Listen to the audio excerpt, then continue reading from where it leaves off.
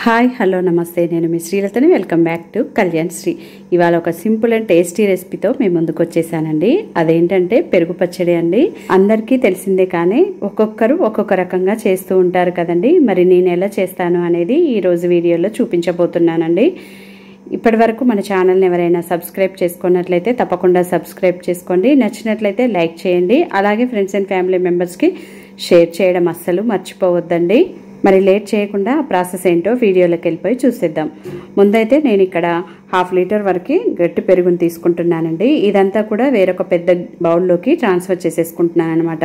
పెరుగు అనేది ఎక్కడ కూడా పలుకుల్లాగా తరకలుగా లేకుండా ఇలా విస్కర్తో కానీ గరిటెతో కానీ కవ్వంతో కానీ ఇక్కడ చూపించిన విధంగా చిలుక్కోవాలండి. ఆ తర్వాత ఇప్పుడు దీనిలోకి 1/2 లీటర్ వరకు వాటర్ని చూసుకుంటూ వేసుకోవాలి. మరీ పలుచగా మజ్జిగలాగా కాకుండా కొంచెం థిక్గా ఉండేలాగా వాటర్ని యాడ్ చేసుకోవాలండి. ఆ తర్వాత రుచికి సరిపడినంత సాల్ట్ను కూడా వేసేసుకొని దీన్ని ఇలా పక్కన పెట్టేసుకోవాలన్నమాట.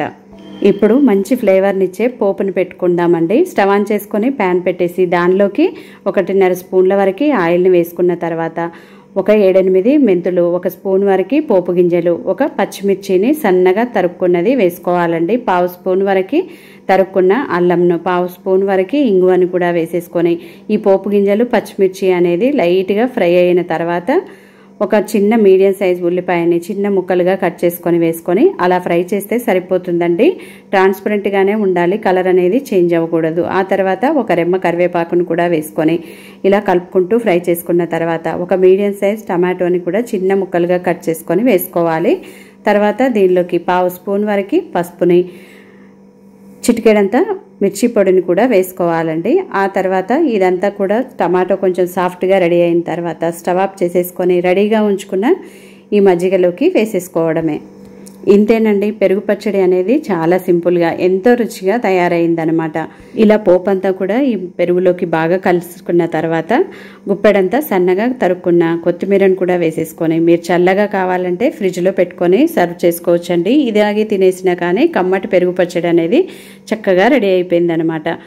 మరి మీ అందరికీ నచ్చిందనే అనుకుంటున్నాను. నచ్చిందా అయితే ఏం చేయాలో తెలుసు కదండి. తప్పకుండా లైక్ చేయండి. అలాగే మీ ఫ్రెండ్స్ అండ్ ఫ్యామిలీ మెంబర్స్కి షేర్ చేయడం మర్చిపోవద్దండి. మరి కమ్మటి పెరుగు పచ్చడిని మీరు కూడా ట్రై చేశాక మీకు ఎలా కుదిరిందనేది మంచి ఫీడ్బ్యాక్ని నాతో షేర్ చేసుకోవడం అస్సలు మర్చిపోవద్దండి. మరిన్ని ఇలాంటి టేస్టీ రెసిపీస్ కొరకు మన ఛానల్ని సబ్స్క్రైబ్ చేసుకోండి. Thanks for watching. See you in next video.